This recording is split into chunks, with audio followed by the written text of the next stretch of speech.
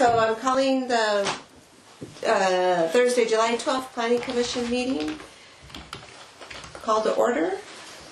And everybody stand for the Pledge of Allegiance. Who are we facing? Oh, okay. Done. I pledge allegiance to the flag of the United States of America and to the republic for which it stands, one nation, under God, indivisible, with liberty and justice for all. That was funny. So quick. Let the record reflect that there's an American flag on the We're television not, screen. we're not saluting Nick. Thank you. Good job, Nick. All right. What's first on the agenda? Discussion, continuing the discussion from last time. And Annette, I know that you weren't here at the last meeting. You weren't here either. Have you two had a chance to look through those materials that were passed out yet? I didn't, but I read the minutes. Okay. So I'm just going to walk you through kind of what we covered last week in just a few minutes. The structure of the new zoning code is organized with. Hang on 1 second. We went through the introduction chapter, which is just a short two-page section explaining how the zoning code works. The zoning map chapter talks about the adoption of all of the zones that are going to be established in the new zoning code, the overlay districts that will exist, and then what happens when there's discrepancies on a zoning map. Really just nuts and bolts code stuff that's not really substantive in terms of setting policy. We started going through the zoning districts. We got through Greenbelt, residential, industrial, and the civic and open space districts, and we got part of the way through the commercial districts. And so the Greenbelt is largely unchanged from the current standards, with the exception that the setbacks were tweaking. Even though you have to have big lots in the Greenbelt zone, we wanted to make sure that you could bring a house up to the street just like any other house, because there's a lot of long lots that go down Blackjack Creek where there's maybe a tiny building envelope at the top of the hill. The residential districts are broken into R1 through 6, with R1 and 2 being the lowest density development to the highest, except that R6 is actually a special McCormick Wood zone that allows for smaller lots like what's allowed in the R3 zone, but not as many building types consistent with what was approved in the master plan. Once you're at R3, 4, and 5, those correspond to building heights as well, with a 3-story, 4-story, and 5-story. And then in each of these zones, for instance, the R1 zone, it tells you what building types are allowed, which are detached houses, backyard cottages, and accessory buildings are the only 3 building types that you can do in an R1 zone. And so each of the R zones has that designation. Once you get to R2, you're adding duplexes, cottage housing, and townhomes, but only a 3 to 4 unit townhome rather than a 5 to 6 unit townhome. And then the R3, 4, and 5 all add apartments to the mix, and so you can do a 3-story apartment, a 4-story, and a 5, depending on which zone you're talking about. Moving on to the industrial districts, there's basically a light industrial and a heavy industrial. We don't plan on designating any lands as heavy industrial, but it's in the zoning code if we ever needed it, because we had a specific project that was going to locate in the city. What's the difference between the two? Intensity of the use. I mean, if you're talking about refining petroleum or something, that's a heavy industrial use. If you're talking about, one of our composite manufacturer up in the industrial park that's a low impact indoor use, that's a light industrial use. And you'll see that reflected in the zoning code too, where it lists certain uses being allowed in light industrial and certain that only are allowed in the heavy. How many heavy industrial areas do we have? None. How many are quote unquote on the plans? None. Okay. Yeah. The civic open space districts, we covered this one last time, didn't we? We left. I believe we got to commercial last. I think that was the most complex, and so we kind of jumped around a little bit. Did we bounce around or go in order? Because I left off at 20.35. Oh, maybe we didn't get to this one. Okay, so let's go. We're going to go finish with commercial, And then I'll walk you through the industrial and the civic and open space in a little bit more detail before we get to the stuff that came out in this newest packet. And for your information, for the two of you that weren't here at the last meeting, in the public participation plan, there's a table that compares the old zone to the new zone that went out in your last packet. And that one, it looks like this, and it talks about in the Greenbelt current zoning and the Greenbelt new zoning, what are the general differences between the two? And so that's kind of outlined in a table so that it's easy to understand how this is changing because all of the old code language is going away. Under commercial and mixed-use districts, we got through the first three of these, which residential mixed use and neighborhood mixed use are both new zones. Business professional is a continuation of the existing business professional zone. However, it is, we went back and one of the challenges with business professional has been that the Tremont area is business professional and the courthouse area is business professional, and they're very different in terms of the uses that are there, how they're oriented towards cars, or how they're more walkable parts of a neighborhood. And so we also went back and looked at the original business professional, the vision statement from when that was created, and it talked about allowing mixed-use buildings and this and that, but the existing business professional zoning code didn't allow mixed-use buildings, and so it was inconsistent with its own vision and intent statement. So we kind of, we really looked at the words that were crafted when those regulations were written in terms of what the intent was, and we tried to make sure that the new business professional zone fits that intent.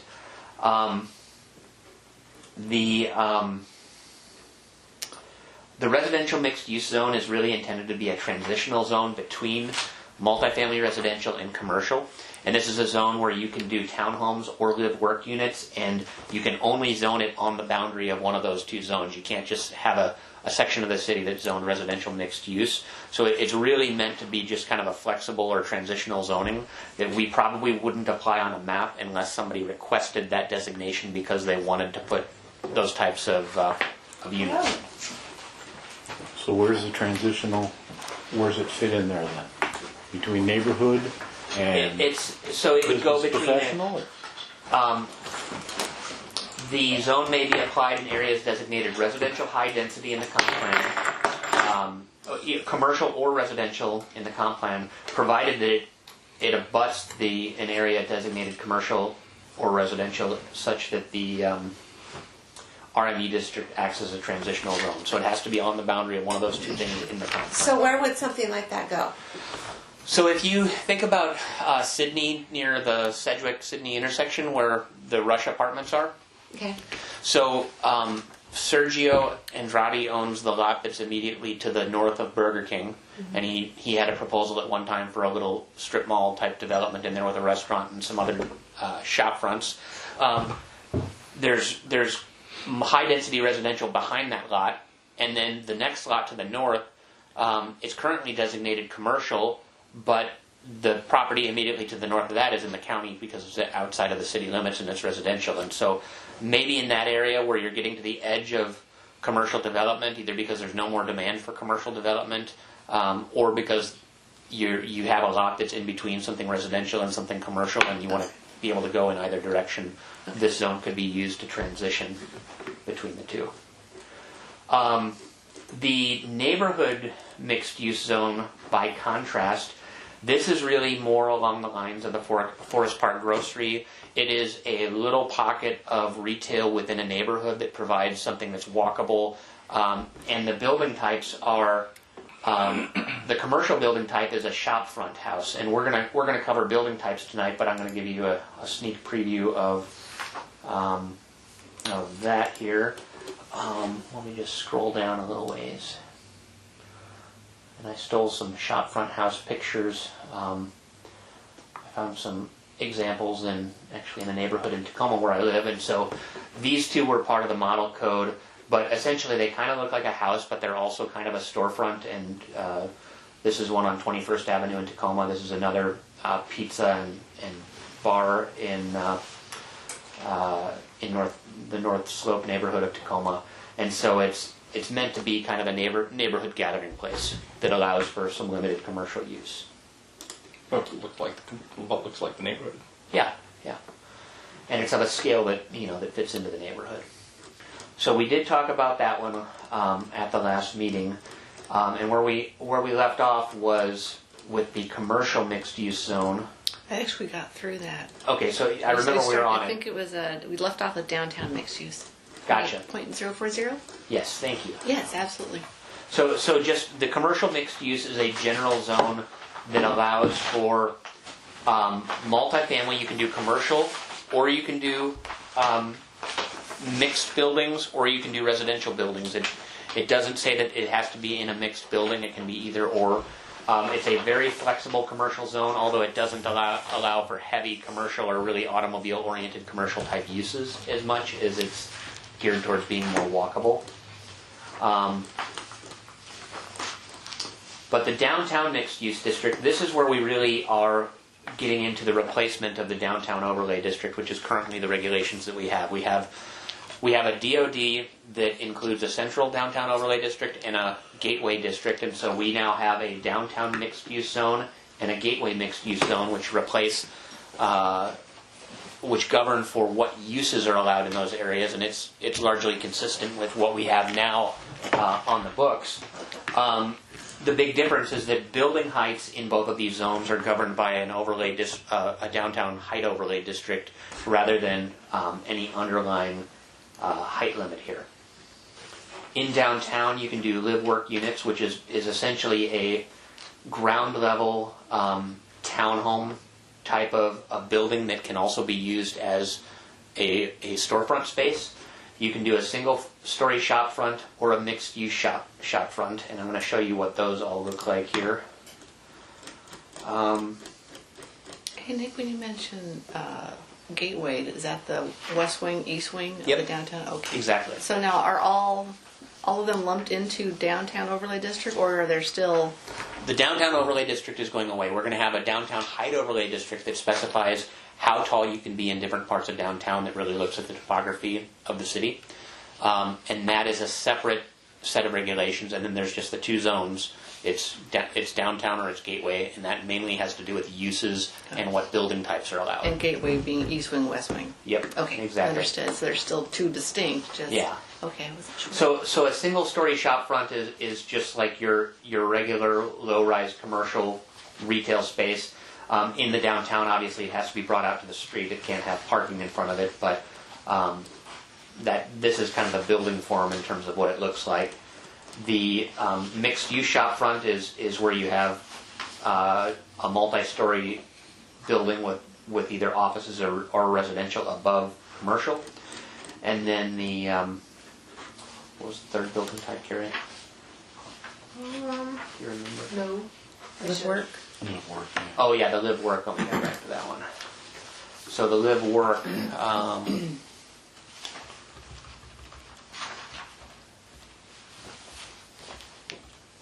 So a live work is similar to a townhome, but this is an example in the Greenwood neighborhood in Seattle where they have roll-up garage doors where you could have, you could sell coffee, you can have, a hair salon or an accountant's office, really anything, but it gives you the flexibility to make this living space or office space.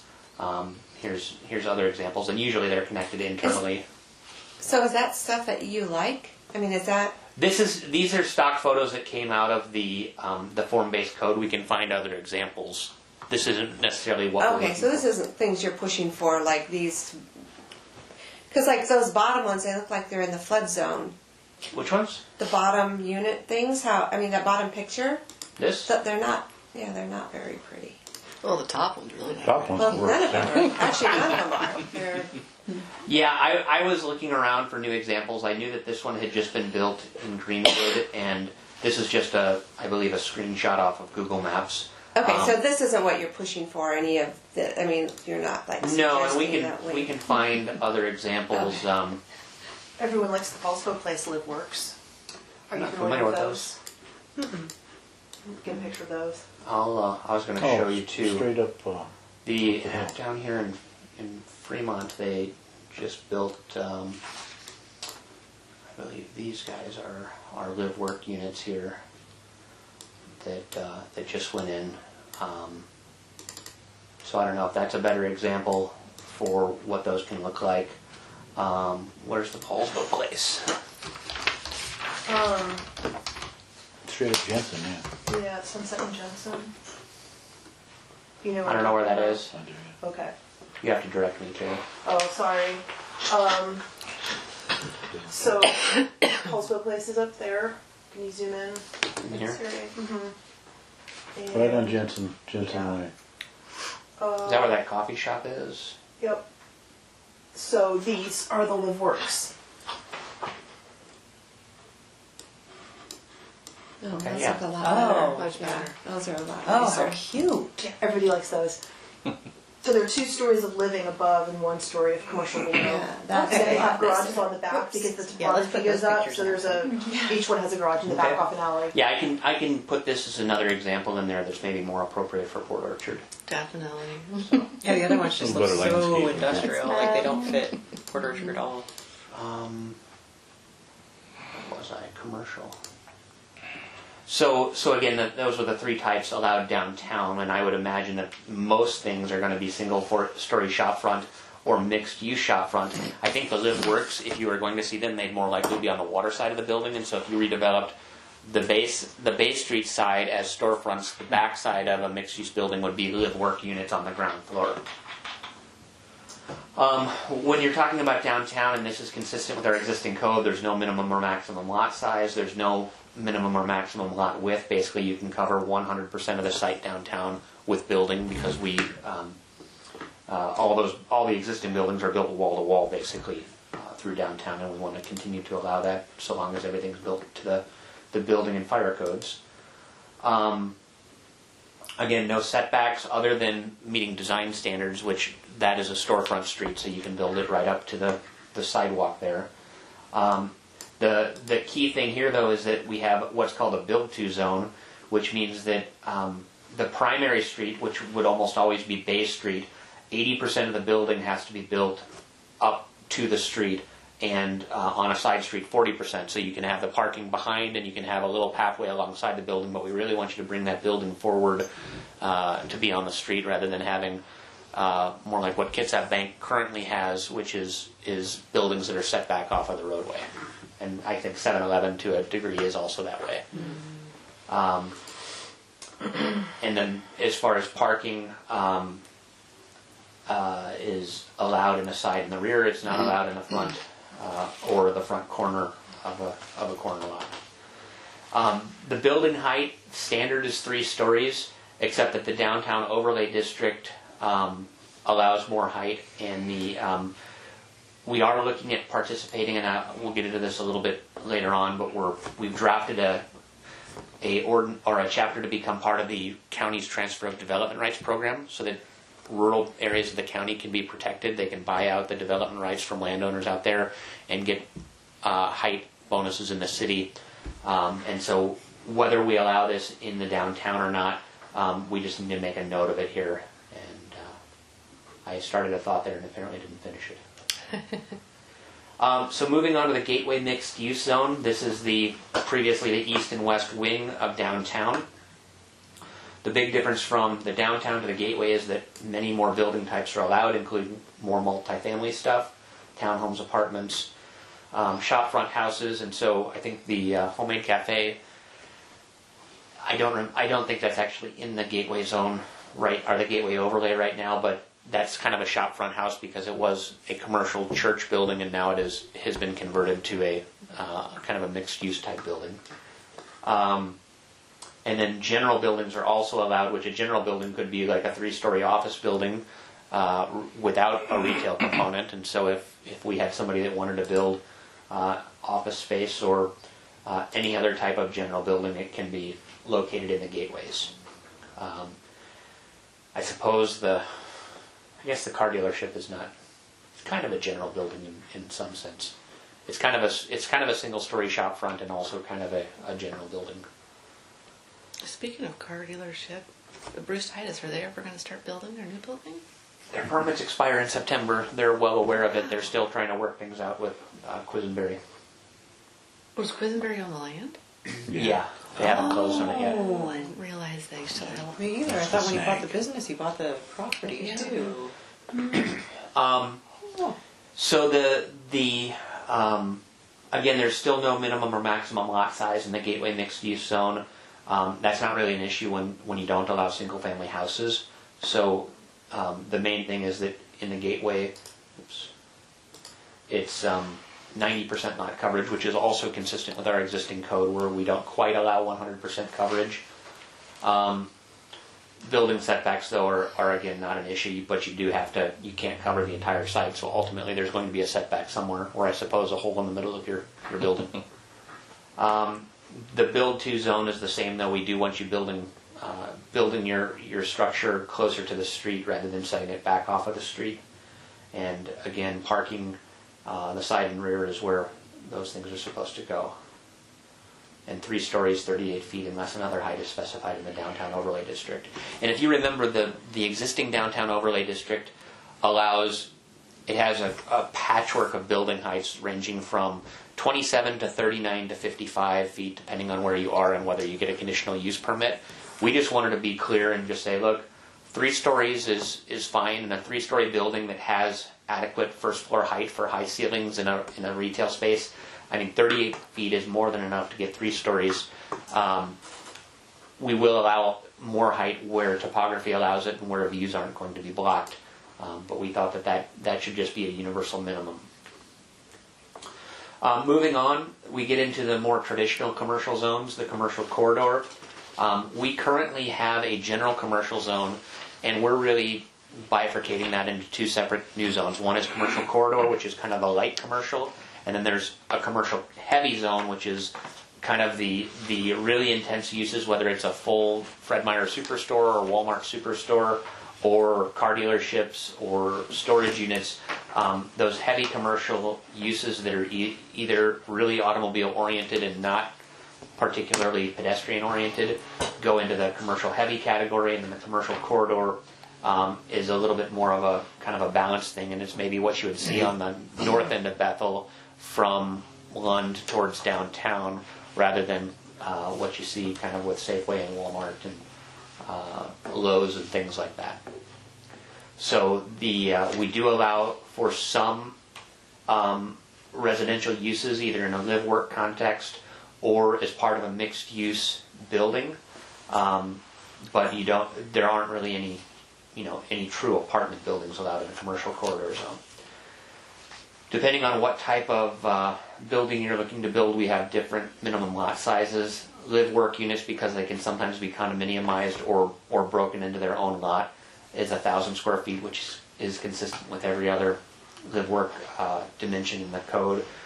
Shop front houses have to be on a 5,000 square foot lot, and everything else is 5,000. And then we have different lot widths depending on what you're dealing with, but typically a 5 by 100 lot is the smallest that you're going to get in this commercial corridor zone. 70% hard surface coverage is the limit, which is consistent with our current commercial zone. And then you get 15-foot front setbacks. Side interior lot lines where you abut another property owner is 10 feet. If it's a side street, you can bring it all the way out to the street. And then the rear is a 10-foot setback, which is consistent with what we have now. And we're still trying to get people to bring things closer to the street, but you don't have to. You can have 50% of the lot width can be parking and 50% can be building. And then parking side and rear is where we are encouraging that. And then 3 stories and 35 feet is the height. So that's the commercial corridor. Commercial heavy, this is purely single-story shop front and general buildings. And so this is strip malls, this is Fred Meyer grocery store, just kind of the larger commercial retail type uses. 7,000 square foot minimum lot size, 70% coverage, which is consistent with our existing code. And the setbacks are a little bit greater. It's 20 feet all around on these types of projects. Parking is allowed anywhere according to the zoning code. The design standards still have something to say about how you design parking, and so the zoning code is allowing it, but you still have to meet the design standards as well. And then 3 stories and 35 feet is the maximum height. Finally, we have what's called the industrial flex zone. I don't know that we have or ever will have an area of the city that's industrial flex, but if you, I don't know how many of you have been in like Georgetown in Seattle, where there are residential uses, there's artists, there's, kind of an interesting mix of uses. That's sort of what is envisioned with an industrial flex type zone. I can't imagine where we would put one of these, but it's a tool in the toolbox, and I wouldn't expect to put this on the zoning map without first doing some kind of sub-area planning to identify that we want this somewhere. Nick, what would be the minimum lot size for a live-work unit? Are you guys still trying to figure that out, or? No, we just forgot to type it. Oh, okay. And then the minimum lot width would, I believe, was it 20 feet in the last one?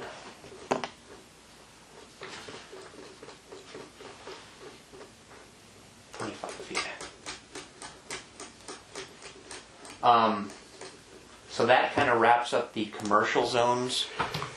Let's see here. Yeah, that was 3 stories. I'm going to move on then to.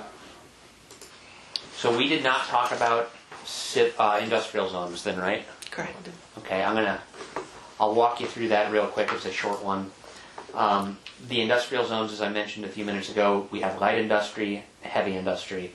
All of our current industrial zones, what do we call it? Employment industrial office. Yeah, all of our current industrial zones will go to the light industrial designation.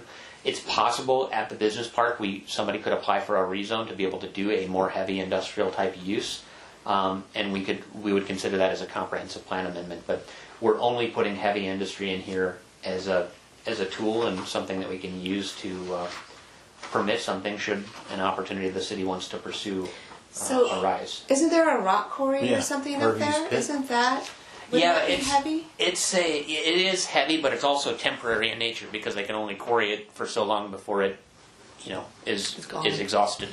So, and it's already permitted and it's already a non-conforming type use. But yes, you could potentially make the quarry a heavy industrial use. I think what we did was, when we get to the zoning table, you'll see this. In the light industrial zone, it's a conditional use. In the heavy industrial zone, it's permitted outright. And so we would keep it light industrial for now, and because it's a conditional use, they can expand in the future if they decide to do that. The standards are really simple. It's 7,000 square feet for the lot size. You can do a 3-story building. General buildings are the actually, building types aren't even applicable because industrial uses don't always have buildings. It could be factories or plants or any other sort of thing. So no live work there. Nope. No live work in the industrial park. Well, unless it's a jail.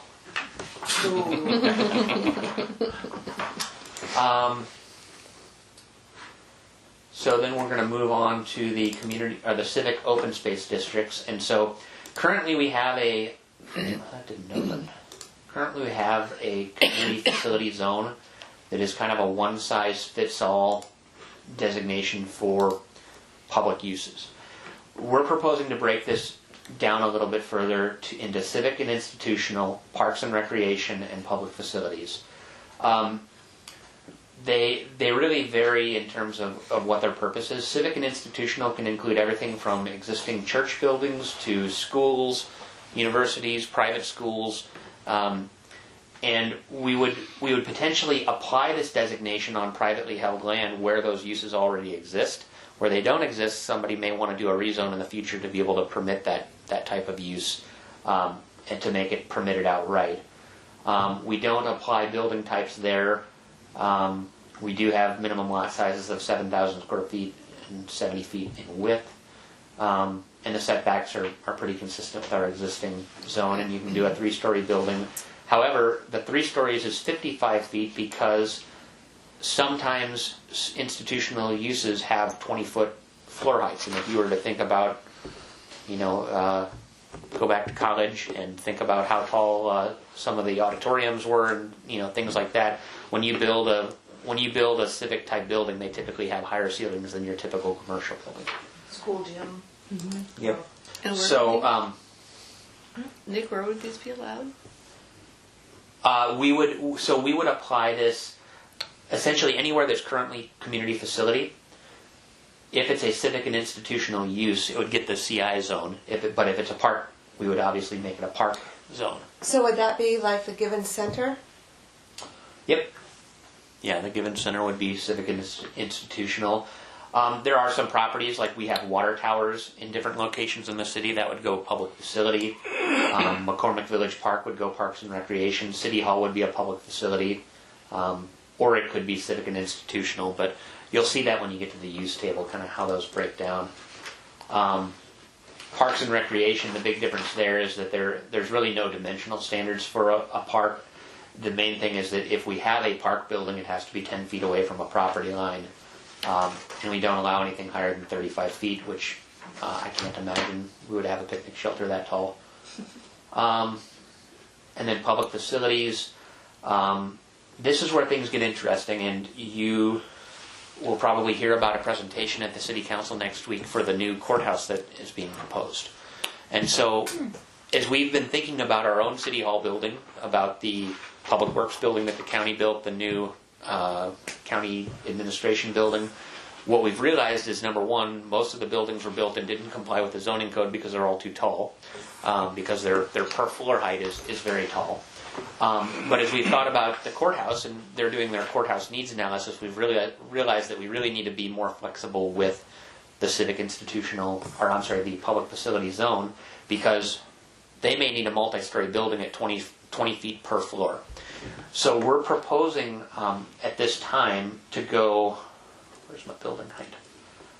And we're still kind of revising this because we've been working with the consultant who's doing the study on the courthouse, and so I think this is final language, but we're looking at 5 stories and 85 feet for these types of buildings, which City Hall, you've only been on 3 of the floors, but there is a 4th floor that you go up a staircase from the council chambers, and then there's a 5th floor which is up in the clock tower, and which very few people have seen. I've seen it. I've been in the class. So it's that sort of thing that's in mind. And with the courthouse building that they're talking about a 4-story building, and one of the buildings or one of the floors will be kind of a daylight basement where they'll be bringing people in from the jail to elevator bays, and so there's kind of an internal level, then there's a lobby level, and then there's Superior Court, and then there's they have several different courts, but they kind of stack them because otherwise their square footage needs means that they wouldn't have any parking up there. They would have to build a courthouse sprawling all the way across the site based on a current 35-foot height limit. So So does that mean from, Dwighter Division is the main entrance? Does that mean it would be 3 stories from that point because the daylight is on the backside? I'm trying to remember that parking lot in back is kind of below grade, it's right? I shouldn't get ahead of the consultant on this, but I think the plan is to build back here on this corner, and then once this building comes down, to open this up as like a plaza area. Oh, nice. But they would set the building back further, but by going up, they don't have to end up building additional buildings on other blocks. Got it. So anyway, that's a considerable change over what's in the code now. Although when you look at the height of the existing buildings, it's not that far off because those are very tall buildings. You should go to my house. Means you're already right there.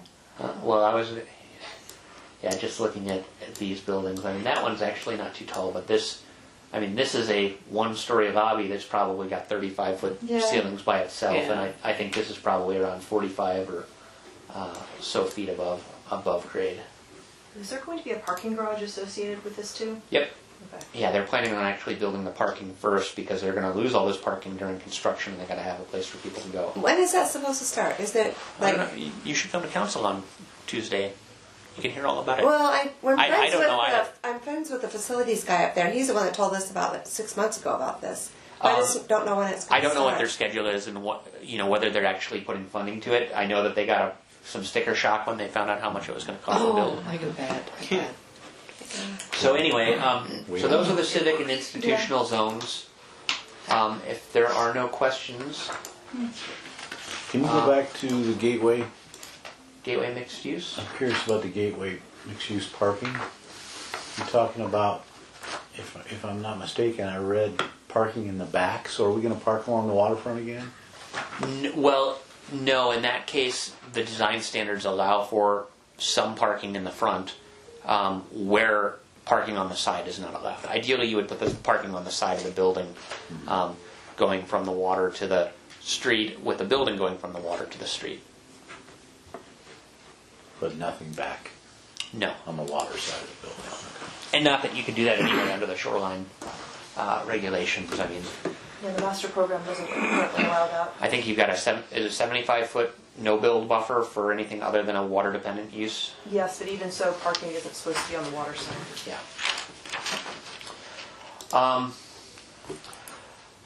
I think next I'm going to jump into the overlay districts, and kind of. So the big change here. Right now we have a very lengthy chapter dealing with overlay districts, and I've tried to simplify this as much as possible to make it very clear and easy to understand.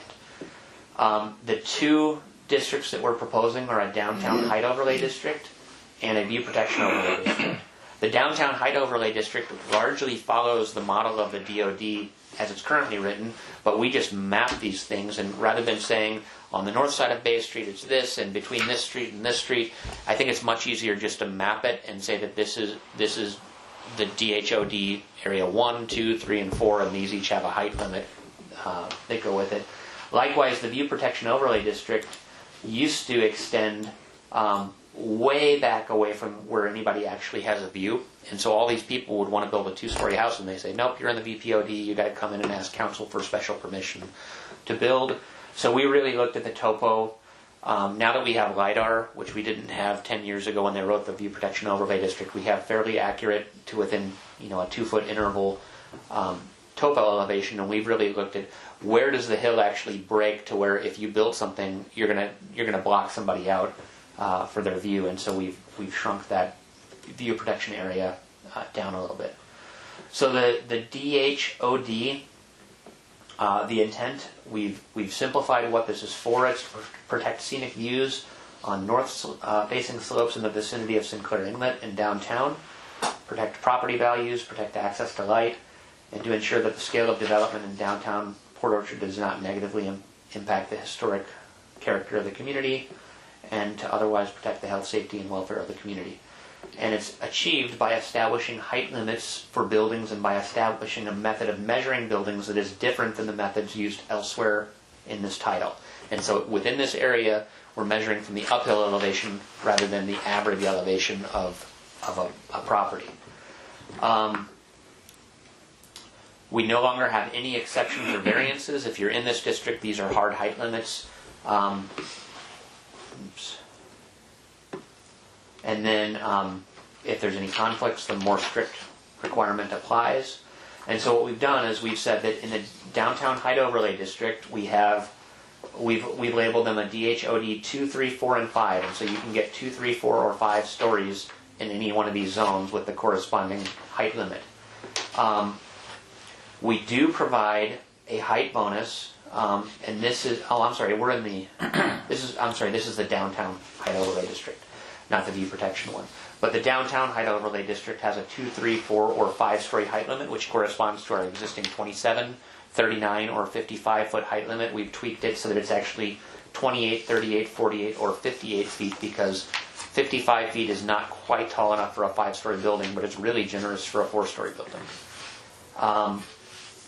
We are retaining from the mixed-use pilot program a height bonus for anybody who puts a grocery store downtown, because we really want to encourage at least a small store where you can buy more than what 7-Eleven has to offer. And then we've created this map that basically shows the height limits visually, which was previous, and this is what was previously described in text in the old code. And so on the water side of Bay Street, you've got a 3-story height limit.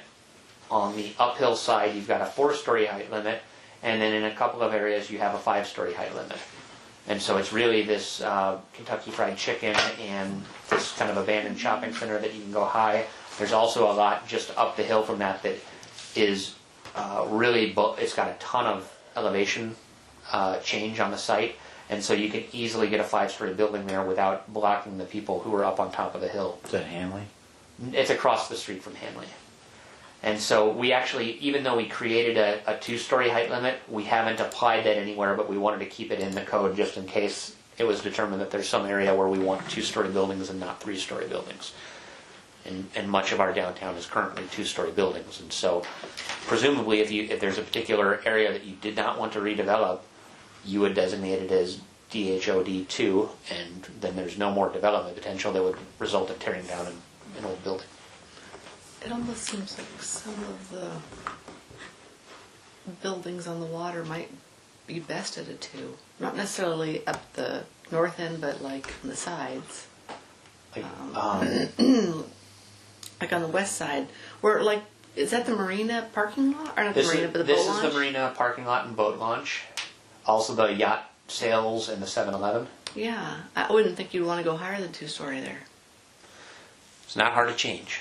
So this is why we're having the discussion.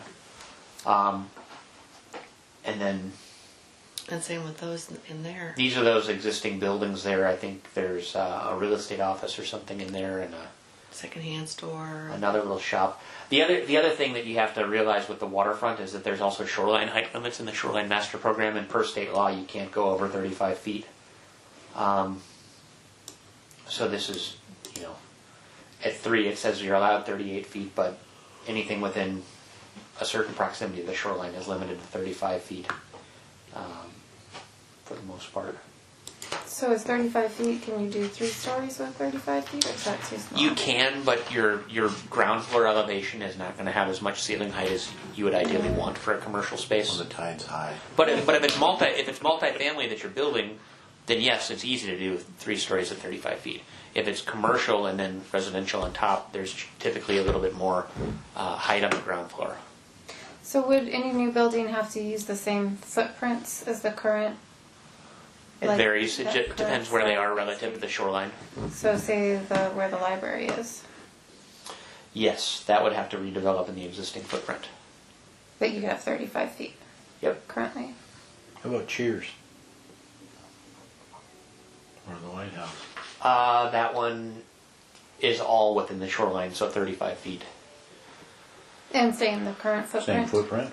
We did amend the SMP, if you remember just recently, to kind of address some of the issues where like you have like a parking lot in front of it, and then the building's on the waterfront, but it's all in the shoreline zone. Yeah. So we did get an exemption or a kind of a compromise with the Department of Ecology where you could do some building backwards away from the water on previously disturbed land, like there's Yeah. no habitat, it's all asphalt or whatever. There's some trade-offs. You need to do mitigation in the front, do some restoration, and pull whatever you can further out of the shoreline. But you don't necessarily have to stay in the same footprint if you're in the high-intensity area in the shoreline, and that is most of what is currently downtown. I personally, the lots that is now the parking lot, the one that you were on, the parking lot for the boat launch, Yeah. and that one next to it, south of it. Uh-huh. I think those would be better suited at At 2 2? foot. Yeah, because I think they'd stand the potential to block a great deal of water view if they go much higher than 2 stories. I'm fine with that. I mean, that's the mayor's view you're talking about there in this corner office. Take it up. It's also the view when you're coming around Bay Street, though. I mean, Yeah, entering that's true. our town. Yeah. You see the mountains from there? Yeah, Exactly. So it's like 3 stories, that just kind it's of block completely everything block out. that. Well, let's, Carrie, can you make note of that and let's talk to the mayor about tweaking that map and get some feedback. I need to look at who all the property owners are in here. I know the port has the majority of it. I don't know who owns the 7-Eleven or the yacht. Dick Phyllis. Dick Phyllis owns 7-Eleven. He owns that building. Oh, really? Huh. So anyway, we'll look at that a little bit more closely. Any other areas that you think 2 stories would be appropriate? I mean,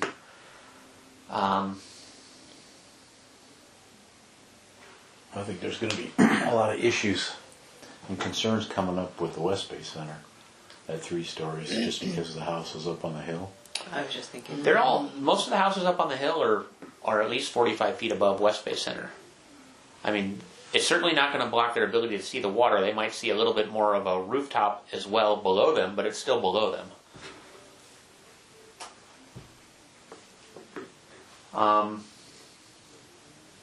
So anyway, building heights in the DHOD are measured one of two ways, depending on whether it's on Bay Street or whether it's not on Bay Street, because some of these properties are off of Bay.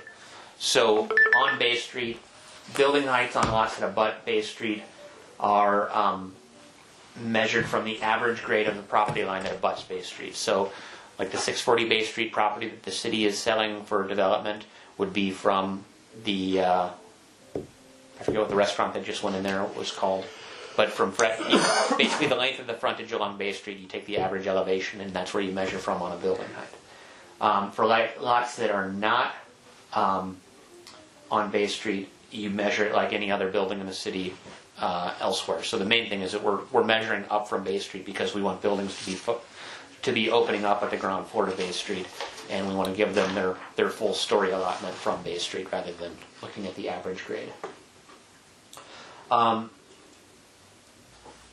The only variances that are allowed under the DHOD are the same as any other variance, which is very hard to get. And then people can apply just like they would apply for any other code change. They can apply and ask the Planning Commission and City Council to consider amending this map as a code change, but it's processed as a site-specific rezone, basically, so it's like a rezone application. So moving on to the View Protection Overlay District, you'll see that the View Protection Overlay District begins right where the Downtown Overlay District ends, and so the DHOD is waterward of the VPOD. The big thing there is we are protecting, it's most of the same language in terms of what its purpose is about protecting views, and it also does this by establishing a method of measuring buildings differently than in other parts of the city. And so here building heights are tied to the various building types. And so right now, just in our current View Protection Overlay District, you get 27 or 15 feet depending on whether you're a commercial building or you're residential. So all of the residential buildings are at 15 feet. All of the commercial type buildings are at 27 feet, and that's not a change from our existing code. But how you measure this is, as I mentioned before, it's the average uphill property line elevation rather than the downhill or the average grade of the site. The other thing that you'll see here is we don't actually limit the number of stories. So if you're on a particularly steep slope, you get 15 feet above the uphill property line, but if it goes down 5 stories, you can still build 5 stories down the hill. You just can't come up above that upper property line elevation because then you're going to be blocking somebody's view. Variances and map amendments are the same for the DHOD. You can apply for a variance pursuant to our variance chapter. You can amend the map by site-specific rezone. But there is one other part of the VPOD that we created as kind of a... We get a lot of calls with people wanting us to enforce somebody's vegetation that's starting to block their view. And that's not something the city really needs to be involved in or can be involved in because it's really a civil issue, and it's, if the tree occurs naturally, or if it's existing vegetation or native vegetation, or if it's a steep slope that it would be hazardous to remove the vegetation, we don't want to touch it.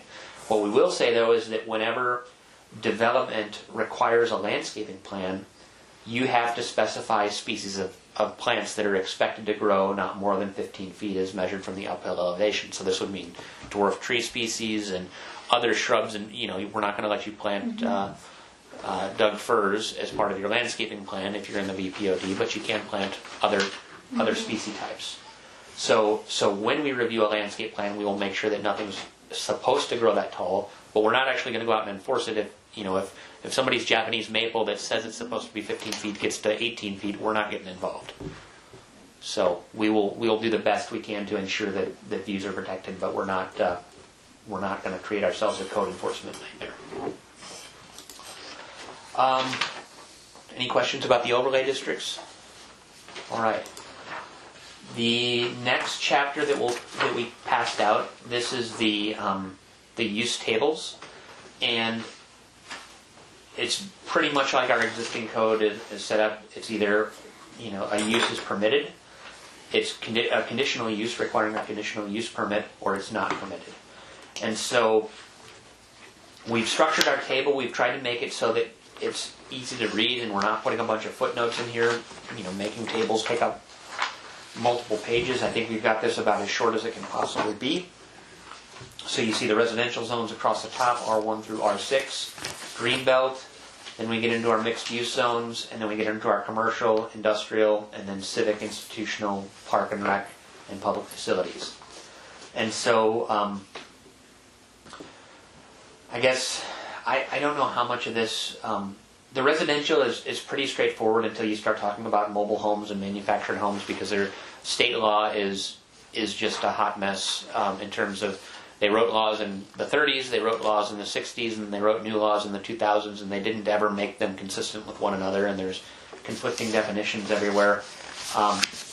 But generally we don't allow new manufactured or mobile home parks, which are defined in state law. We group homes and adult family homes are very clearly defined in law. Adult family homes have to be allowed anywhere that you can have a single family home. But group homes up to 8 residents, we treat them different than group living for more than 8 residents, and so you'll see that we do allow group homes in all of the residential zones. We don't allow group homes for more than 9 people, except with a conditional use permit in some zones and then permitted outright in some of the others.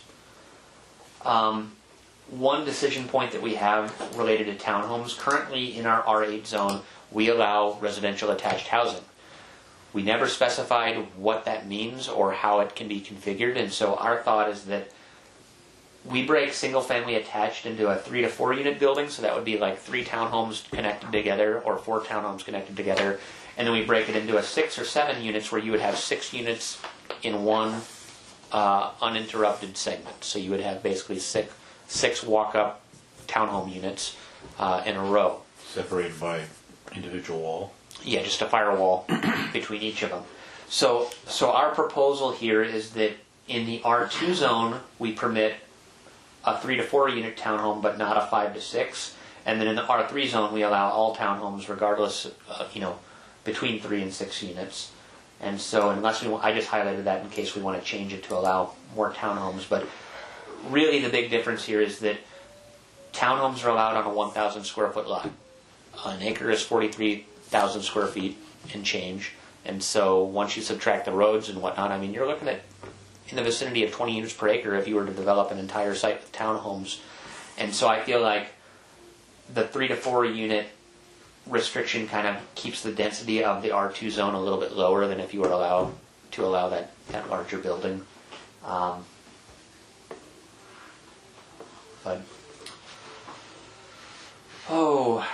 Did anybody have any questions that they saw on the zoning table at all? If you got a conditional use permit for an adult family home with over 9 residents, how long is that permit good for? Once it's issued, it's good as long as you maintain the use. So it's just you have to get it to establish the use, but once it's established, it's even if there it for life. changes hands. Yep, as long as you don't if you try to expand it, you have to get a new conditional use permit. And so when you apply for that conditional use permit, you're going to say that we're building a group home for 20 people. If you decide that you're going to increase it to 50 people, then you have to come in and get a new conditional use permit for the expansion. So who approves the conditional use permits? The hearing examiner. And there's very specific criteria. It has to go through SEPA.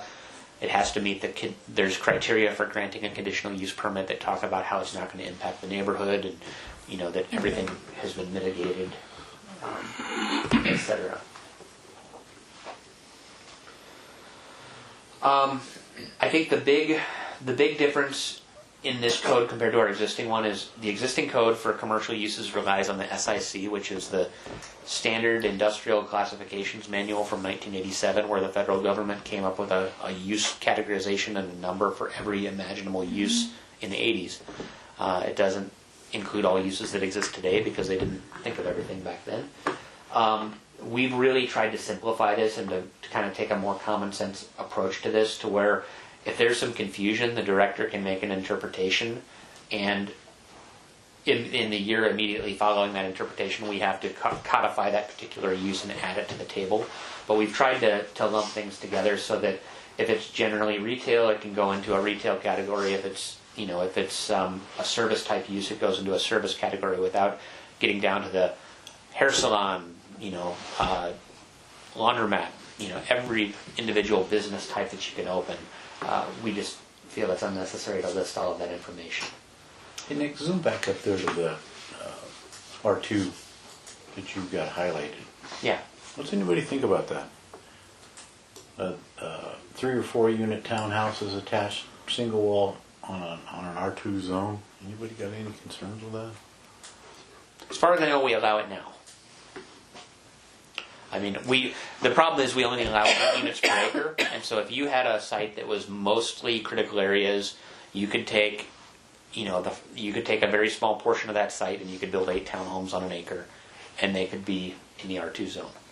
So we do allow it now. This is potentially allowing more than 8 units per acre of townhomes. Is there any place that's actually doing that in the town? What's that? Is there any place in town that's actually doing that? We've had 1 or 2 townhome projects built, but not for a really long time. But anywhere there's 3 or 4 Or on an the acre? larger?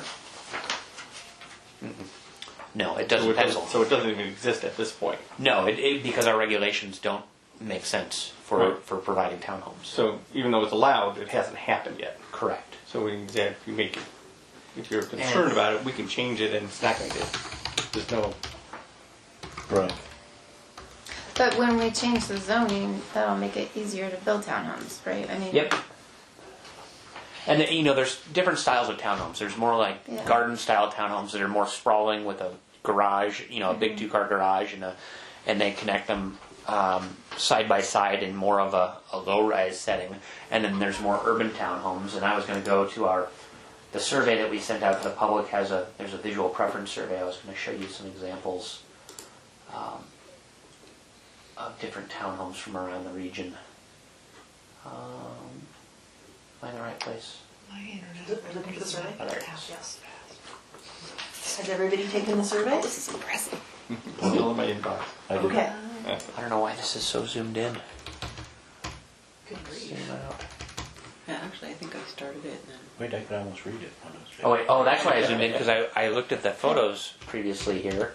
I wanted to blow them up. So there's several townhomes on here that I provided as examples, and we're asking just people to indicate which of these pictures are of buildings that they think are attractive and belong in Port Orchard. And so actually one of the top choices was this one, which is a townhome project over in Bainbridge Island and in the Winslow area. And so this is an example of either 4 or 5 townhomes that are attached together, and it's very walkable and neighborhood-like. This is one in a townhome project in Seattle. This one is one of the ones we saw in High Point in West Seattle on our walking tour. These townhomes, I forget where. I think this is also in Bainbridge Island. Nick, what's the difference between an apartment and a townhome? So apartments are vertically stacked on top of each other. A townhome is floor to ceiling, 1 unit. You don't have any stacking of units. Okay. And that's really the difference between the single family attached versus multifamily 3 to 4 units. So this can be like a 4-plex where you have 2 units side by side stacked on 2 units side by side. And then single family attached 3 to 4 units is vertically separated. So we don't allow a 4-plex in the R2 zone, but we do allow vertically separated townhomes. Okay. And so they offer a little bit more privacy and are generally, I would think that the multifamily is generally a rental unit, whereas the townhome is an ownership type unit. So you think the single family 3 to 4 should go up to an R3? I just don't. I'm concerned with the idea of being that densely developed in R2. So here's what I would say is, I think that one thing that we may want to consider doing is the R1 zone, the R4.5 zone, even though it's supposed to be 4.5 units per acre, allows for lot sizes that are much denser than 4.5 units per acre. I think if there's areas of the city where you don't want townhomes, they should be designated R1, and that provides for detached houses. But it's a more generous lot size than what's currently allowed in the R4.5 zone. So there may be parts of the city where we just want to say that it's not a matter of whether it's it's whether R2 should or shouldn't allow townhomes. It's whether that area should be R2 or R1. So if you haven't and look at, you look at the city and go to, let's go to one of these one of these developments down off of Sydney. This is the one Paul Berg just put in on, I forget the name of this one.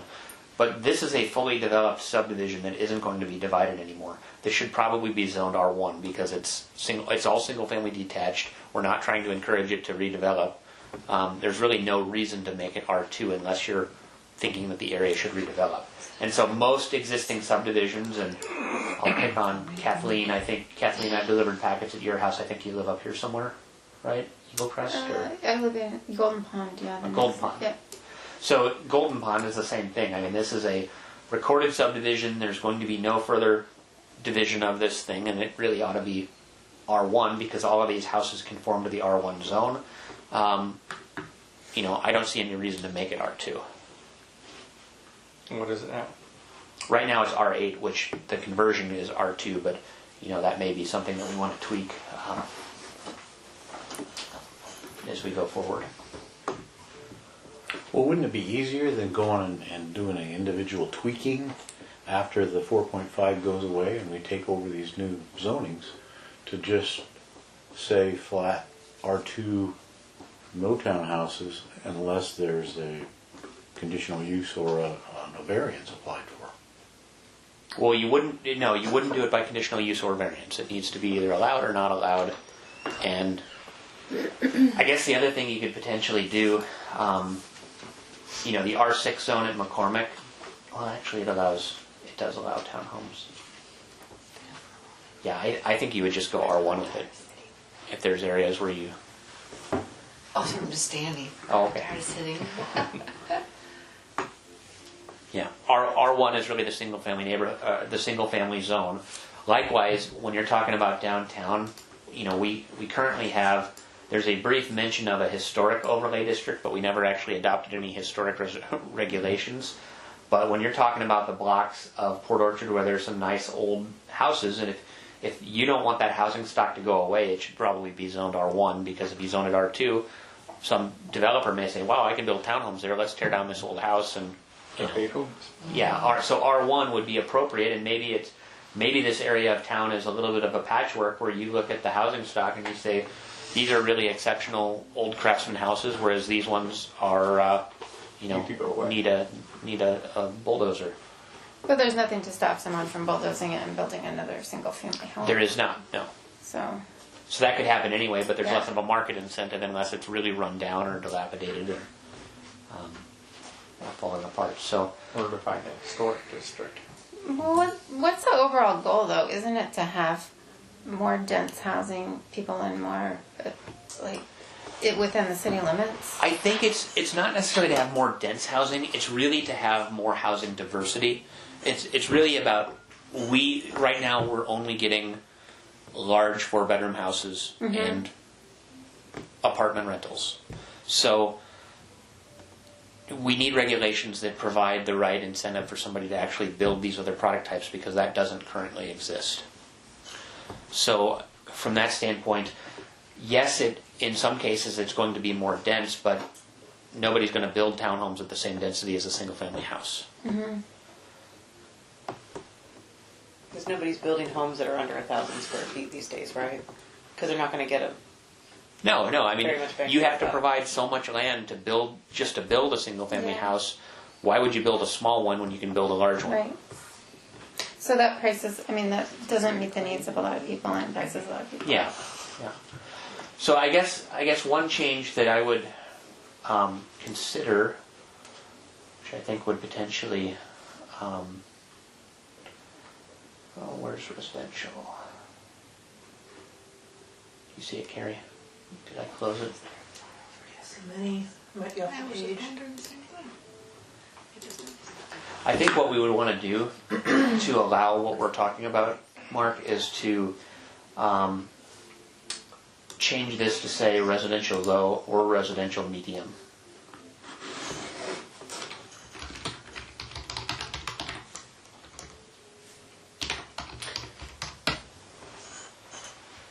One thing, Nick, that if you're talking about, having the supply in the more historic areas of downtown or other areas that are R8, maybe relook at the minimum lot size of 6,000 square feet. Yeah. Because you're actually talking about downtown, some very small lots. Much smaller, yeah. Yeah. Well, and I guess the McCormick, the R6 zone goes down to 4,000 square feet because it's McCormick, and so maybe you would apply that instead. I don't know. That is certainly something to think about. Okay, back to the use table. So the one thing that is similar to our existing code is we currently allow places of worship in the residential zones by conditional use permit. We are going to continue to do that, but we're going to go ahead and zone our existing churches and other places of worship as civic institutional. That way, if they want to expand, or, if they want to change something, they don't have to come in and get a new conditional use permit. If it's been a church for a long time, there's no reason to make them jump through those extra hoops to expand their uses. But we'll study that closely on the map, and if there's an area where maybe there's insufficient parking because it's a really old facility or something along those lines, we may want to look at saying, well, maybe we do need a conditional use permit because if they did expand, we need to make sure we have the ability to address some of the impacts on a neighborhood. But when you talk about I don't know the name of the church out by McCormick Woods, they have a huge parking lot. I mean, it's a huge site. I don't think that there's a whole lot that they could do out there that's going to upset anybody at this point in time, and there's probably no reason to make them jump through that hoop to take the next step in growing their congregation. One thing that interestingly wasn't in our code previously is golf courses, and of course we have McCormick Woods, but in that zone golf courses weren't actually allowed, and so we are correcting that so that the golf course is a conforming use. It was in the county though. Yeah, it was in the county when it was permitted. Let's see here. We are addressing small cell facilities in the zoning code to say that they can be built with a conditional use permit in just about every zone except the Greenbelt.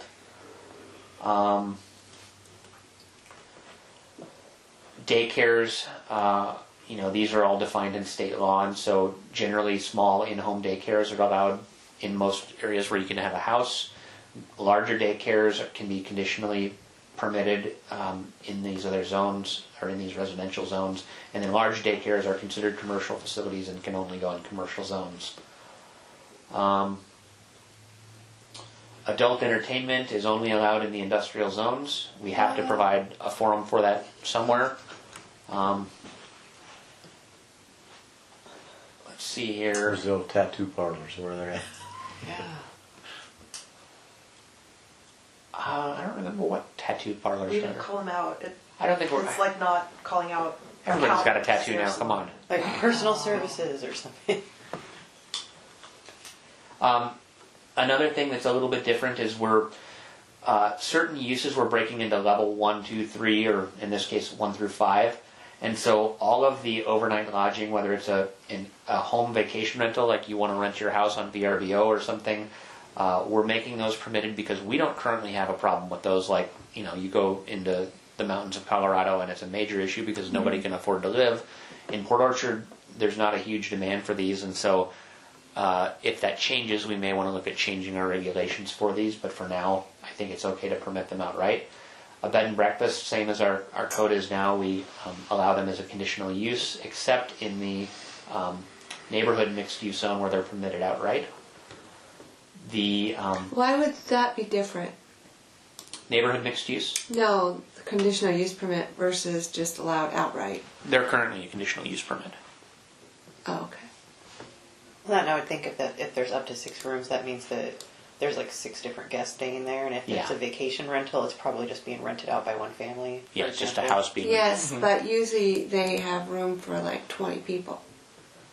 Sometimes. Like Some. the ones that we've rented, they're pretty big. Yeah, it Well, there's depends, one but- on my street now that just became it's on Airbnb, and it's a 3-bedroom house. That's what I was thinking when I saw that, because I was like, I literally used to live right next door to that house. There are some big ones, but I mean, We don't have any restrictions that prevent you from building the house that sleeps 20 people, and if you own a house that sleeps 20 people, it probably means occasionally you're going to have that many people over. I was just thinking they were basically the same thing in my mind. The bed and No, this breakfast is more like a traditional B&B where you have private rooms and there's probably some kind of meal service, or it's Like Cedar Cove. yeah. Cedar Cove is this type of bed and breakfast, and you might even have events there. I mean, if it's a big enough facility. So is that like a hotel motel then? I mean, I know what Nope. I know what a bed and breakfast is, but where are the hotel motels? Hotel motels, so a level 4 is a motel, and it's characterized by external hallways where you're walking on the outside of the building to get to your room, and so those are allowed only in the automobile-oriented commercial zones. Hotels where you have internal hallways and meeting rooms and things like that are allowed in the downtown and in other areas. Let's see here, bail bonds. The bail bonds are still required to be above the ground floor, consistent with our downtown overlay regulations. They are permitted in our other commercial zones where it's automobile oriented. Retail, so rather than looking at specific retail uses, we look at the size of the retail. And so very small retail, like boutique type stores, are allowed in all of the mixed use zones in the neighborhood commercial. Once you start going up in size, it narrows where these things can be located. This is I believe the gateway. So once you're over 15,000 square feet, which for reference, if you go to a Trader Joe's, those are about 12,000 square feet on average. So these are big retail spaces. You've got to be in the downtown gateway or in the commercial zones or the industrial flex zone. And then for the really big stuff like Fred Meyer's and Walmart's and Safeway, it's the commercial corridor, it's a conditional use. In the commercial heavy, it's permitted. In the industrial flex, it's permitted. Fireworks aren't currently in our code. What we've realized is that we have fireworks stands going up in residential zones right now because of the way our fireworks chapter is written. We never paid attention enough to add fireworks sales to the zoning tables, and so we're only going to allow them in the commercial heavy and commercial corridor in the future. And so this means that you've got some churches that are in residential zones that set up fireworks stands. I mean, you've got these things popping up all over, and so this is going to rein that in a little bit while still allowing it.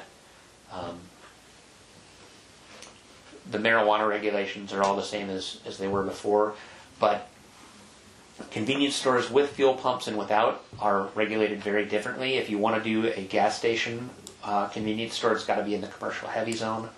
If you want to do a 7-Eleven, it can be conditionally permitted in some of the mixed use zones, and then it's permitted outright in all of the commercial zones as well as the industrial flex. And then fuel pumps. Go ahead. So the convenience store, so like Forest Park, Yep. it's a convenience store. So is that? Yep, and we're going to propose zoning that neighborhood mixed use, which is, I think, that column, NMU. Okay. So that's permitted as a conditional use in the neighborhood mixed use district. Okay. So is there like an R1 that could be like right next to a neighborhood mixed use, or is neighborhood mixed use like an overlay on like an R1 and R2, or? Nope, they're separate districts. The neighborhood mixed use we're going to designate very strategically on our zoning maps. Really, we're going to look at places where this already exists, and then if somebody wants to go down this road, they need to file a comp plan amendment to have an area designated, because it needs to go through a big public process to get put on the map. So, Well, that kind of defeats the purpose of having that like little neighborhood store then, right? Because like Forest Park is in the middle of houses. Yep. It seems like. So well, no, that's the purpose of the zone. But I wouldn't want to go arbitrarily designating neighborhood mixed use where there isn't currently that pattern of development. But I'm open to it as part of either a new development, or if a neighborhood got together and said, hey, we really want to turn this old, there's a couple of old fraternal organizations in town that are abandoned. If they said, hey, we want to turn this into something and, make it for the neighborhood, let's change it to neighborhood mixed use, I could get behind just that Yeah. lot. Yep. So that couldn't just be a conditional use permit, like. Well, it would be a conditional use permit upon providing the zoning on the map. So it would be a rezone and then a conditional use permit to establish just a convenience store. Other uses are permitted outright in the neighborhood district, but and this doesn't have to be a C. This could be changed to a P if we just want to allow it outright. I thought that's what in the beginning you kind of talked about, is we kind of wanted to make. Well, other things, so restaurants are permitted outright in the neighborhood commercial, as are retail. I think, I'm not sure why we put convenience stores without fuel pumps on this list. We were thinking that it might, 24/7 operation in a neighborhood with lighting and a parking lot and everything. Yeah. We want to have some conditions. Yeah, sometimes, this is the way to restrict their hours of operation, to keep them from being a 24-hour convenience store. What is that one up there in Silverdale, up on the hill? There's like a Chevron with it's a convenience store with gas stations, and it's right in the middle of the Ridgetop. houses. Ridgetop. Yeah. What is that? Do you know anything about that one? I don't, that's the county. Okay. We certainly wouldn't allow it, so. I just wondered what that was, because that's... I don't know if that gas station's open 24/7 though. Well, yeah, I just thought it was kind of different to have gas stations in your No. backyard. Yeah. Yeah. It might have been little there commercial first. center back there, like the vet, and Yeah. there's a couple other things that, Oh, yeah. I just When remember. I think it was meant to be kind of a little neighborhood commercial area. When I've seen it, they usually camouflage it more. Okay. More trees and more boundaries. It's not like it's a blatant retail when I've seen those. So fuel pumps without a convenience store, this is like I think it's a CFN, or where you have a gas card and there's no attendance or anything. Those do exist, but we would only allow them in the industrial, the light industrial zone. We could potentially allow them in commercial heavy, but I don't know that people really build those facilities anymore. Let's see, vehicle service, minor and major. Things like quick lubes are a minor vehicle service. Things like auto body repair are major, and then there's even commercial repair where you're working on semis and larger vehicles, and those have to be in the industrial zones. We did, we are trying to grow and develop our downtown. We are sensitive to people's taste for craft beer and distilleries, and trying to make sure that these really small scale operations have a foothold and can get started in Port Orchard, while still requiring that anything that's major be in an industrial district. Is that for the one that's downtown right now? Which one's that? This would certainly accommodate that. No, not Slaughter County, the one that's going in where the deli used to be. I haven't even heard about that, so What? it's Oh. news to me. Do tell. A brewery? Yeah, it's the guy in Manchester. Supposedly they're trying to move into that building. Which building? Hopefully they come talk to Where my us. deli was. Oh, okay, in the corner. So in any event, if you're small, if the area that you're actually brewing is less than 5,000 square feet, it's permitted outright in most of the mixed-use zones, both downtown, Gateway, and then in the commercial zones.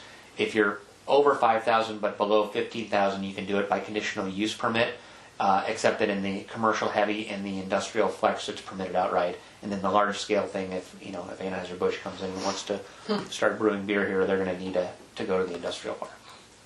So for that. Boutique food and beverage processing, less than 3,000 square feet. We're trying to encourage that sort of thing, and so it's permitted in all of the mixed use and commercial zones except for business professional, I think that is. Right? Yeah.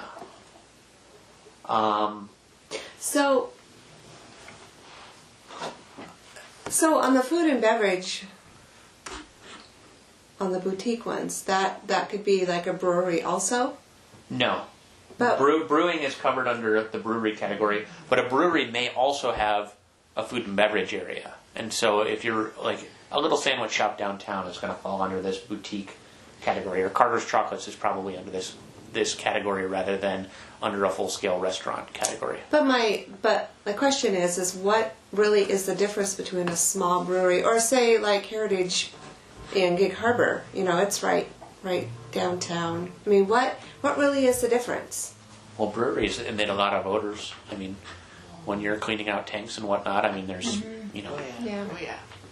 And that they're actually brewing on site versus bringing it's it a in and serving manufacturing it. process. Yes, you're talking about the one downtown. They don't do any brewing there. No, I They don't? No, you, no, Sutter no, County? no. Heritage. Oh, yeah. But okay, so like coffee roasters, then they put out a lot of smell. Also, Yep. I mean, But a really small scale coffee roaster could be allowed. Nobody doesn't like the smell of coffee. Yeah. well, actually, they're regulated by the food and drug something. Yeah. You have to have an afterburner put on that.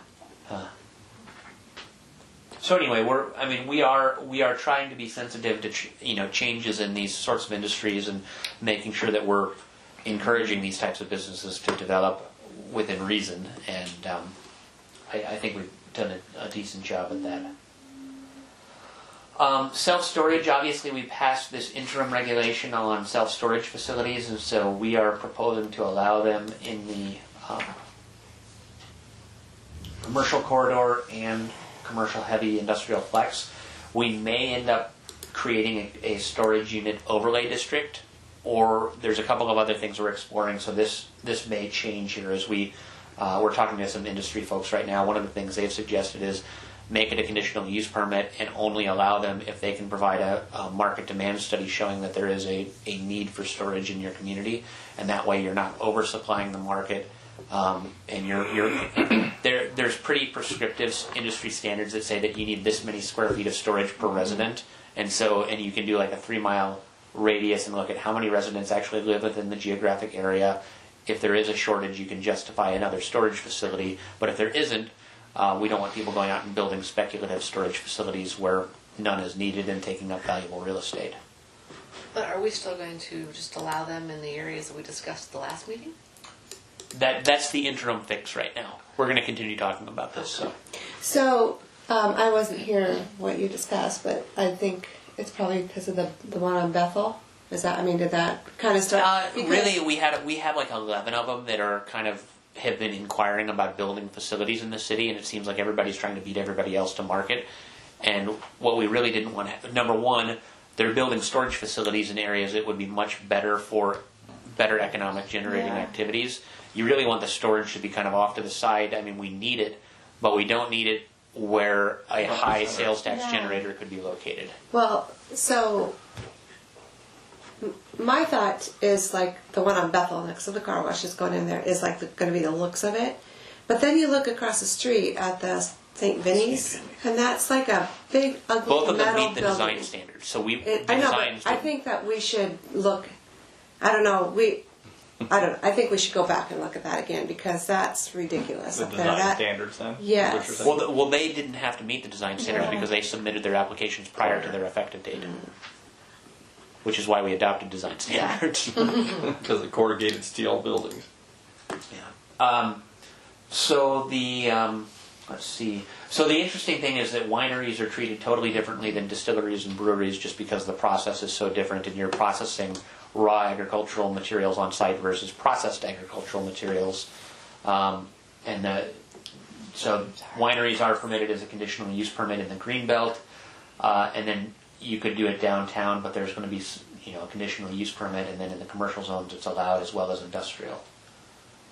The other thing that's unique about the new code is we've listed specific accessory uses and whether they are or are not permitted in certain zones.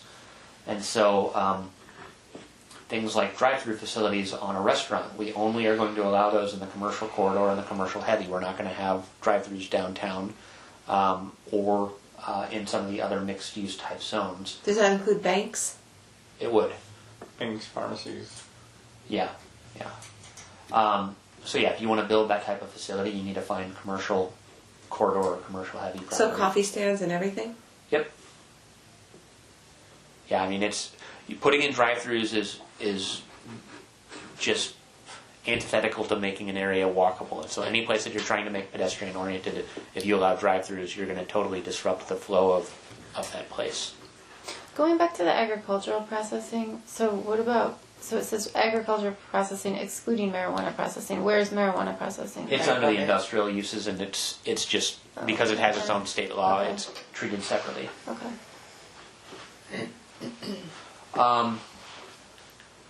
Livestock keeping within very specific parameters. We do allow limited livestock in the city, whether it's chickens or goats or horses, whatever. You can have a horse in the city? If you have enough land. How much land do you need? I don't remember off the top of my head. Not much. It's in the There code. used to be a horse up the street from me. Yeah. I have a horse Yeah, between that our lives in houses. Paulsville. Yeah, my, See? my neighbor who Put it owned the in our house that backyard. is now the bed and breakfast, like had a horse that was Yeah. in between our houses. My horse So- lives on the boulevard. Now, with that said, I mean, Why not? I don't think there's a whole lot of significant changes from our existing code. It's really where we've kind of lumped categories together and tried to consolidate definitions. And you know, the existing code, if you look at some of the things that are in there, they're crazy specific and to a degree that it's just taking up paper and Yeah. making things harder to find. All right, so it is 7:27. I think that we should try to get through building types, which I think I can do very quickly. So there are 17 building types, and we're looking at adding one at the request of a couple of developers who have talked to us about a product type that is something other than what we show here. And that product type, they're calling it a parking courtyard, and basically it's where you build houses around a central like hardscape area with like stamped concrete, and you make it kind of decorative, but they're smaller houses clustered around an internal access point. And the houses that are abutting the street actually face the street, but the other ones, it's kind of a way to do infill development and bring down housing costs a little bit. And so we're looking at trying to create some standards for a parking courtyard, is I think what we're calling it. But other than that, the first section of this chapter, it just defines each of the building types, and so there's a picture of the type and a definition of what it is. So it's detached house, backyard cottage, so like a mother-in-law. Cottage court is a cluster of really small, not tiny houses, but small cottage-type houses around a green space. Then there's duplexes when the two units are side by side. Then there's duplexes where the two units are one in front of the other, where you typically have a long driveway going the length of the property. Why separate those two? Because the lot dimensions tend to be different. You need a slightly So longer. wider lot for side by side, and a longer lot for I think the real key is that you don't want the duplex being two big garage doors facing the street. You want to make sure that your widths and your garage door massing are appropriate for the orientation of the duplex. Then you have what's called an attached house, and so this is really a side-by-side duplex, but sometimes you see them where they actually subdivide it so that each unit is on its own lot. And it's really the exact same standards as a duplex, except that everything's cut in half because it's a subdivision. The fourplex is the 2x2 kind of stacking of units. Townhouses are 3 or more dwellings that are vertically separated by a common sidewall. Apartments are 5 or more dwelling units vertically and horizontally integrated. Live work is basically a townhome, but it can have commercial on the ground floor. Shopfront houses accommodate ground floor retail, office, or commercial with upper story residential or office at a scale that complements the existing residential character of the area. So that's where the word house really means something, is it's supposed to be house-like. A single-story shopfront is a building that typically accommodates retail or commercial uses, and so this is your typical strip mall, or even what we have in parts of our downtown. A mixed-use shopfront is basically a single-story shopfront with other uses stacked on top. And then there is the general building, which is just, it accommodates a whole assortment of things, whether it's offices, retail, apartments, it can have anything. Manufactured or mobile home parks are clusters of manufactured or mobile homes on a single lot or parcel, and they typically involve land leases where you're leasing parking spots for your mobile home on an annual basis while you own your home. And then an accessory building is just subordinate in purpose and size, incidental and customarily associated with a permitted principal building and use located on the same lot. So each of these building types that I just listed has a couple of pages where we show examples of what the building type looks like. We restate the definition. We indicate which zones allow that particular building type.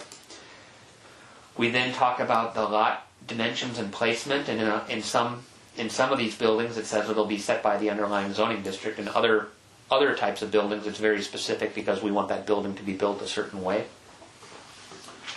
You have, for houses, for instance, there's only one house per lot, and there's one accessory building per lot. The build-to zone, that's the thing that requires the building to be brought to the street. In some building types it applies, and some it does not apply. And then the height, we're very specific about how tall both the primary and the accessory structure can be for all of these.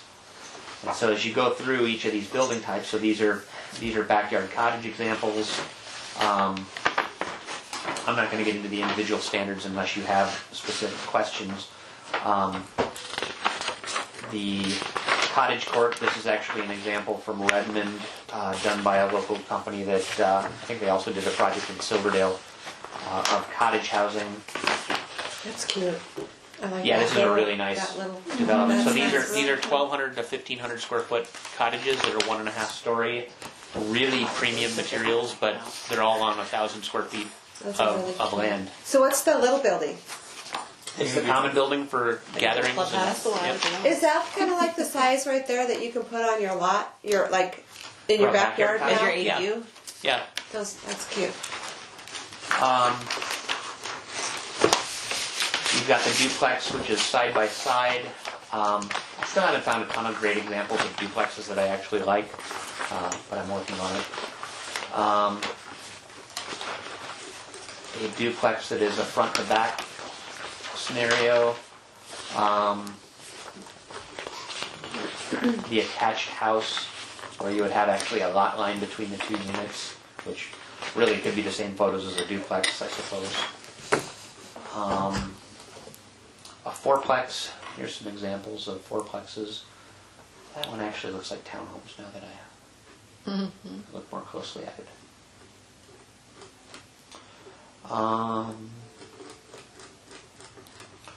So we showed you the townhouses already. An apartment building. Whoa. These are the model code photos. We haven't changed these out. Nice. Live work. I know those photos need some attention. Need some deleting. The shop front houses I found. I think these are all pretty good examples of the kinds of things we're Yeah, looking those for. And Hank's Pizza in Tacoma is really good. by the Where way. is that? It's 6th Avenue and K Street. Oh, I've seen that building. I think. They just redid it. It's really nice. I live about 2 blocks from there, so. Single story shop front. I showed you that example. There's the mixed use shop front, which I actually think we can find some better pictures from our design tour maybe of these. And then the general building, I think those are probably okay photos of what a general building looks like. So that's all for building types. all right. So I'm going to move on to the landscaping code. Did I miss anything else, Carrie, from the last meeting agenda? Not from the last one, no. Okay, and so for tonight we have Significant trees and landscaping. yeah. So let's walk Nick? through. Can we continue this? Because a couple of us have to go. Yeah, that's. Let me give you 5 minutes so that you just kind of know what you're looking at. Landscaping, totally new code. It's all about buffers between zones and what requirements are required for a landscape plan when it's submitted. So read through that one. The significant tree ordinance has changed a lot from the last, from our existing version, which actually it's hard to apply to anybody because you only have to comply with it if you're doing development. If you just want to go cut down the trees without developing your site, you can clear cut the property and not be held accountable for it. So this is going to change that. It's changing ratios depending on how big the significant trees are that you're removing. It's also giving you credit. So if you've got to put in big landscape buffers around your property, the trees that you plant in your landscape buffer count towards the replacement of your significant trees. Because if you were trying to develop a site that was all forested right now, it's going to be impossible to plant 5 times as many trees when you're developing most of your site. So we're trying to provide a framework that will result in trees and provide a few additional trees when a big tree comes down, but still allow for development consistent with the code. I will toss this out there. Industry standard is like a 3-to-1. So for every one you remove, you replant it with 3 because there's only about a 33% success rate. Yes. So if we're not going, if we're going to do a 1-to-1, so to speak, then it might be valuable, and perhaps it's already in here, to throw in a caveat that if that tree doesn't survive, they need to come back. That is in here. Oh, That's- awesome! yeah, cool. Awesome. So it does require 4-to-1 at 36 inches in diameter, but it's only 1-to-1 for an 18 to 22 inch diameter tree. And so we felt like that was a reasonable way to scale things, and I think this is a much better tree ordinance than what we currently have. So Cool. chew on that, and we will continue this in August. Real quick, a couple meetings ago I asked about if it was possible for us to have a retreat. I'm going to check on that. Do you know whatever happened or? I forgot. Okay. That's fine. I'll bug him. Okay. All right. Moving on the Thank you. landscaping, Yeah. it's got a lot of decisions made by the director. Is the director going to be an arborist, or, I mean, there's a lot. The director's of just going to point at his staff.